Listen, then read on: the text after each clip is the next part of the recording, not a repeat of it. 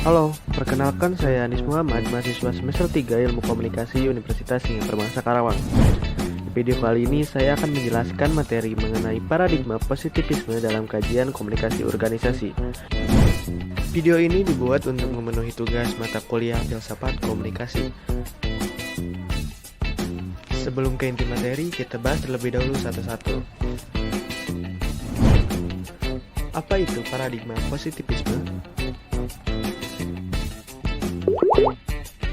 Positivisme merupakan paradigma ilmu pengetahuan yang paling awal muncul dalam dunia ilmu pengetahuan. Keyakinan dasar aliran ini berakar dari paham ontologi realisme yang menyatakan bahwa realitas ada dalam kenyataan yang berjalan sesuai dengan hukum alam. Upaya penelitian dalam hal ini adalah untuk mengungkapkan kebenaran realitas yang ada dan bagaimana realitas tersebut senyatanya berjalan. Lalu, apa itu komunikasi organisasi? Komunikasi organisasi dapat didefinisikan sebagai pertunjukan dan penafsiran pesan di antara unit-unit komunikasi yang merupakan bagian dari suatu organisasi tertentu. Komunikasi tersebut dapat bersifat formal dan informal. Komunikasi formal adalah komunikasi yang disetujui oleh organisasi itu sendiri dan sifatnya berorientasi pada kepentingan organisasi.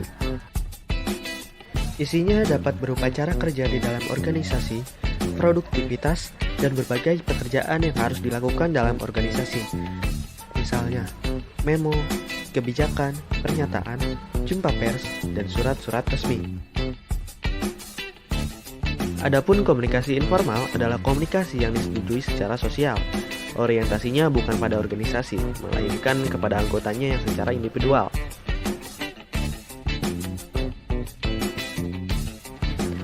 Berikut tujuan-tujuan komunikasi organisasi. Yang pertama, komunikasi organisasi dilakukan untuk memelihara kelangsungan antar bagian dalam organisasi, terutama yang menyangkut hubungan antar manusia. Yang kedua, komunikasi dapat dikaitkan sebagai perekat organisasi, benang pengikat sistem, kekuatan yang meliputi organisasi, atau alat pengikat yang mendasari hubungan dalam perusahaan. Selanjutnya, bagaimana mengenai paradigma positivisme dalam kajian komunikasi organisasi? Cara pandang positivisme mengenai organisasi bahwa organisasi digerakkan oleh otoritas manajemen. Karyawan hanyalah alat guna menjalankan rencana manajemen. Maka ini semua berimplikasi terhadap proses komunikasi di dalam organisasi. Proses komunikasi yang terjadi dalam organisasi dipandang hanya sebagai alat untuk koordinasi dan kontrol dari pihak manajerial. Aktivitas komunikasi yang menyangkut tahap perencanaan dan pengambilan keputusan sifatnya terpusat di sekitar jajaran atas organisasi. Arus komunikasi dari atas ke bawah atau downward terkait dengan penyampaian pesan berupa pendelegasian tugas atau perintah kerja.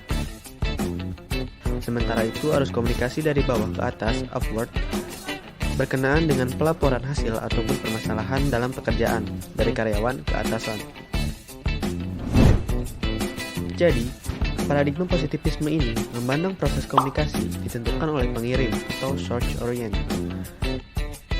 Berhasil atau tidaknya, sebuah proses komunikasi bergantung pada upaya yang dilakukan oleh pengirim dalam mengemas pesan, menarik perhatian penerima, ataupun mempelajari sifat dan karakteristik penerima untuk menentukan strategi penyampaian pesan.